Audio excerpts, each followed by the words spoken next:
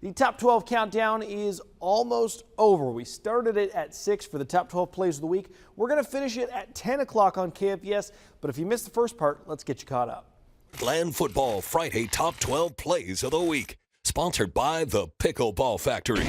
We start our countdown with a touchdown. Drake Porter right here leaps into the end zone. The Rangers getting a win over DeCoin, and more importantly, they are 4-0 to start the season. Really impressive start from the Rangers. Another team that's 4-0, Jackson, the Indians. Drew Parsons finds Jory Toma for the long gainer, not a touchdown, still incredible play. It set the tone. Tigers went on to destroy Farmington. Poplar Bluff, Gage Earnhardt finds Colt Clifford right there. The Mules nearly took down Cape Central, 0-4, but man, a win is right around the corner.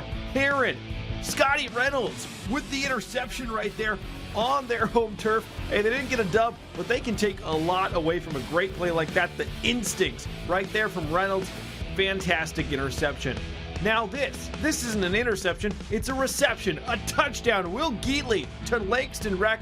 Dexter, 4-0, haven't lost a regular season game since 2023, and another team having a strong year, 3-1, the Scott City Rams and Rustin Underwood. A big reason why the senior running back is continuing to tear up the SEMO Conference.